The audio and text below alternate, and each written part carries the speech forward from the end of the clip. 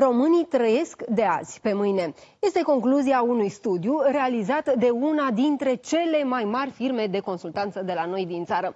Plecând de la aceste date, jurnaliștii de la publicația online Panorama au realizat un documentar în care au explicat relația românilor cu banii de-a lungul istoriei. Iar concluziile arată că cei mai mulți dintre noi cheltuim mult, prost și impulsiv. Nu avem planuri pentru pensie, chiar dacă ne este clar că nu ne vom putea întreține din banii primiți de la stat. Nu economisim nici atunci când ne-am permite să o facem. Studiul mai arată că în ultimele 2 decenii România a avut cea mai mare creștere a venitului disponibil pe cap de locuitor din Europa. În fiecare an, venitul a crescut cu 10%. Această majorare i-a permis țării noastre să se apropie de țările mai dezvoltate din Europa Centrală la acest capitol. În plus, țara noastră înregistrează printre cele mai scăzute niveluri ale averii financiare personale, comparativ cu alte țări din Europa Centrală și de Vest. Activele financiare pe cap de locuitor în România au o valoare medie în jur de $5.000, în timp ce, de exemplu, în Ungaria, valoarea medie este de aproximativ $12.000. Discutăm în continuare despre acest subiect cu Adina Vlad, reprezentant al companiei de cercetare de piață care a realizat acest studiu. Bună ziua! Bună ziua! De ce cheltuim prost, impulsiv și mult? Vine din istoria noastră, tulbure și tulburată de multe evenimente prin care am trecut. Studiul, de fapt, scoate în evidență tocmai această relație pe care o avem noi cu banii și care cumva a fost formată de toți anii aceștia în care românii au trecut prin tot felul de tulburări și turbulențe. Și au ajuns, nimeni nu ajunge să cheltuie mult, prost și impulsiv pentru că așa s-a născut, ci pentru că acestea au fost condițiile și s-au format niște pattern-uri greșite. Noi le spunem niște pattern-uri toxice care pot fi remediate. Cu informație corectă și cu informație transparentă pot fi remediate. Care sunt aceste pattern-uri? Păi, întotdeauna românii formează un popor extraordinar în ciuda faptului că noi nu credem despre noi asta. Și anume avem așteptări, visăm foarte frumos. Avem așteptări foarte mari. De aceea și emigrăm, plecăm foarte mult în alte țări, pentru că noi visăm noaptea foarte frumos și dimineața ne trezim și trebuie să ne confruntăm cu realitatea în care trăim. Și atunci mergem să căutăm locuri mai bune. Și toate aceste comportamente greșite sunt generate de faptul că e o diferență, o discrepanță foarte mare între ceea ce așteptăm noi de la viață și ce visăm și posibilitățile pe care le avem. Și atunci, pentru a scurta drumul ăsta între posibilități și așteptări, ajungem să facem tot felul de shortcut-uri, de scurtături care sunt nocive mai degrabă, pentru că nu au o strategie în spate, nu există metode, proceduri. Noi ne adaptăm din mers la situația cu care ne confruntăm atunci. Ăsta este și motivul pentru care nouă ne place să riscăm, nouă românilor, atunci când vine vorba de a câștiga banii de zi cu zi. Da, nu știu dacă ne place să riscăm. Suntem educați? Suntem nevoiți, sau o parte din populație este nevoită să riște pentru a se alinia dorințele cu putințele, să zicem.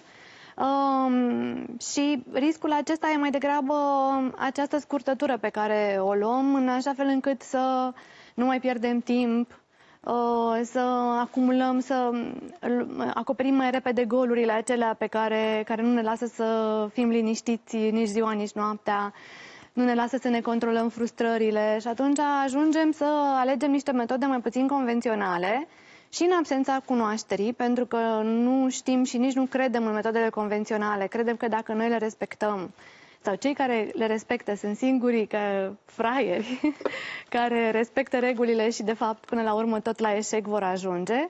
Și atunci căutăm căi alternative prin care cumva să ne atingem obiectivele. Și nu de multe ori aceste căi alternative au fost și recompensate cumva de societate. Uite ce bine s-a descurcat X. Vezi? Nu a urmat buchea cărții, a mers pe o variantă șmecheră sau interesantă și a reușit. Și atunci sunt niște pattern-uri cum am spus, nocive, care mai sunt și validate de o societate care nu este normată și educată din punctul acesta de vedere, al unei relații sănătoase cu finanțele lor. Studiul pe care l-ați realizat și în baza căruia jurnaliștii de la Panorama.ro au realizat documentarul arată că suntem atrași de jocuri de noroc sau de metode din acestea de a obține câștiguri peste noapte, rapide. De ce avem acest apetit? Eu aș spune că suntem atrași istoric de jocuri de noroc. În momentul ăsta, o parte din populație continuă să fie atrasă de jocuri de noroc. O altă parte din populație începe să se disciplineze și să construiască relații armonioasă cu banii. Și tocmai din acest motiv, cred că e un moment foarte bun să marcăm acest moment bun și sănătos din istoria României, poate cel mai bun și cel mai sănătos din istoria României, cu care putem să construim mai departe. Cât despre jocurile de noroc, că știu că tot timpul în crize apar jocurile de noroc. Și merg foarte bine? Da, pentru că, din nou, se schimbă regulile jocului, totul e instabil, nu mai crezi în nimeni, nu crezi în autorități, nu crezi în nimic din ce îți propune celălalt. E o cultură a neîncrederii totală și a vulnerabilității, o totală cultură a neîncrederii și atunci, din nou, apare scurtătura la orizont. La fiecare criză apare câte o variantă din aceasta salvatoare, o pălărie magică din care poți să treci și peste această problemă mai ușor. Și peste această criză. În câte categorii se împart românii atunci când vine vorba de relația pe care o au cu banii? În câte categorii se împart acum? Pentru că segmentele acestea, evident, au migrat, au variat, s-au modificat de pe parcursul anului, dar în momentul acesta avem un segment de vreo 31% parcă, de oameni care au o relație relativ armonioasă cu banii, adică reușesc și să pună deoparte și să cheltuiască pe ce-și doresc, pe plăceri, dar și să achiziționeze, să facă și investiții în plan personal. Restul de 70% sunt încă într-o relație mai puțin armonioasă cu banii. Adică există un segment pe care noi îl numim bon viveur. E un segment tânăr care cheltuiește tot ce apucă, adică nu prea stă să se gândească că banii trebuie educați și ținuți în frâu și trebuie pus să lucreze în slujba ta și nu irosiți, așa. Nu vreau să vorbesc într-un sens negativ, dar e foarte important să-i manageruiești, să-i coordonezi, mai degrabă decât să-i duci impulsiv către consum. Un alt segment este acest segment de descurcăreți, adică cei cu scurtăturile. E un segment aproape la fel de mare ca bon viveurii, adică fie cheltuiesc tot ce am, fie încerc să fac bani din piatră seacă sau să mă joc cu ei, poate câștig ceva.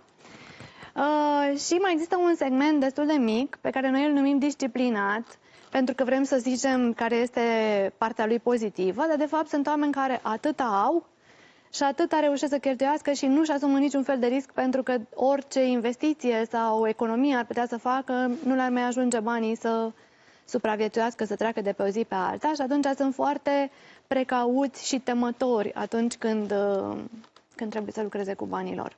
Studiul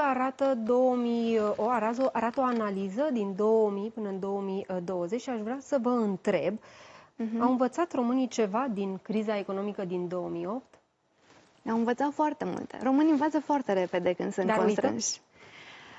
Nu neapărat. Nu neapărat uită. Învață, unele lucruri le uită, ceea ce e sănătos, să nu ții minte chiar tot.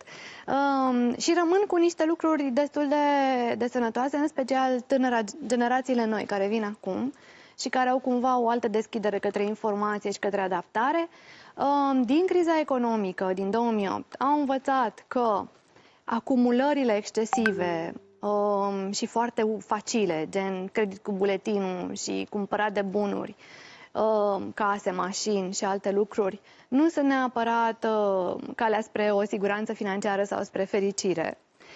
După criza din 2008 a început o acumulare de experiențe mai degrabă, adică oamenii au început să investească bani foarte mult în dezvoltarea lor personală și în experiențele din care învață, chiar și personale, chiar și din aruncat cu parașuta. din care învață ceva și învață să-și gestioneze mai bine temerile și nesiguranțele, pentru că încrederea în sine, atenție, aduce bani. Cât investești mai mult în încrederea ta în sine, cu atât ești mai controlat în ceea ce ai de făcut. Iar din pandemie am învățat foarte mult că schimbarea poate veni oricând și oriunde și că cel mai important este să fii pregătit pentru orice criză și să investești foarte mult în imunitatea ta. Poate n-au învățat după criza economică să economisească sau să-și gestioneze bani, dar sigur în pandemie au înțeles că se poate întâmpla în viață absolut orice. Și să sperăm că vom putea să punem în practică toate aceste lucruri în cazul în care situația economică nu merge în direcția care trebuie. Doamna Vlad, vă mulțumesc foarte mult pentru prezența în emisiune.